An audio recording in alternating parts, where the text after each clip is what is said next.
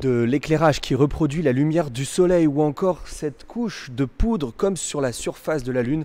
Voilà, tout est mis en place ici pour revivre les mêmes conditions qu'à la surface lunaire. Un bac à sable de 700 mètres carrés, ou plutôt de régolithe, cette couche de poussière de roche que l'on retrouve partout sur la Lune et qui s'infiltre aussi partout dans les équipements des astronautes, comme le raconte Mathias Maurer. Il s'entraîne depuis quelques jours ici. C'est un problème parce que ça détruit toute la technologie et aussi ça entre dans les textiles, les scaphandres. On a un laboratoire de poussière. Donc là, on peut faire comme une petite storm, une tempête lunaire avec la sable pour vraiment poser des problèmes à la technologie.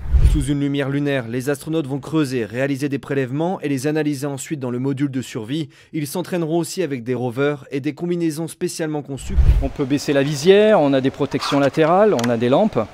Et ici, il y a 2 crochets qui permettent à ce scaphandre, qui pèse quand même dans cette version-là 25 kg, de pouvoir être suspendu par un système qui va permettre de simuler la gravité lunaire. Pour aller plus loin et presque déjà poser le pied sur la Lune, les astronautes s'entraînent aussi avec des casques de réalité virtuelle. Quand on veut sélectionner le site d'atterrissage, si on a A, B ou C, on met A un jour, on met le sable, on le modèle comme il faut, B on rechange et à chaque fois on peut changer le paysage en arrière-plan et rajouter évidemment les vrais modèles qu'on va utiliser sur la Lune. L'ESA propose ainsi une simulation complète pour envoyer l'un de ses astronautes sur la Lune d'ici à la fin de la décennie.